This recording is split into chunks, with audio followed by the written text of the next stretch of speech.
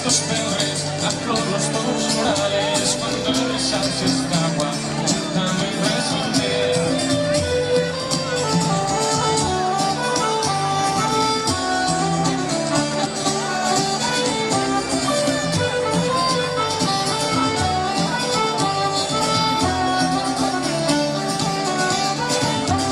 Sé que había un seno, también es el tesoro, muy perfectible, que llama una señal, que tienes huellas que aparecen junto en los estoros, carámbanos de planta y estrellas de la mar.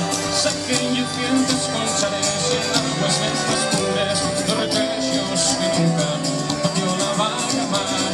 Canten al sol del piano, dejaros de vendedores, como las flores de la espinera al mar.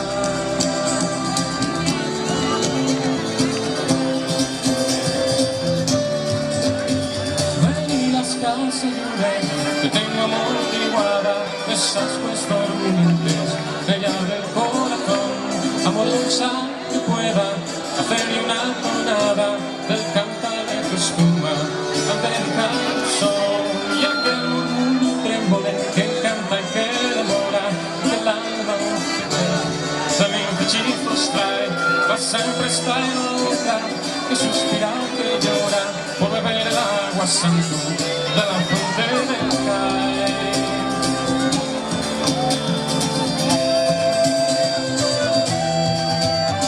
A ver si por suerte tu Dios hace tan bella, y que si es Dios del alma, la Virgen que hoy llegas, que con tal que la escuches, con tus purrides ella, a no de que el aficio ya no influye más.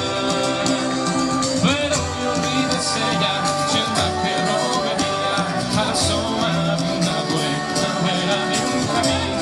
No es que alguna hecha la toda vida mía, si te llegas al alma, acuérdate de mí.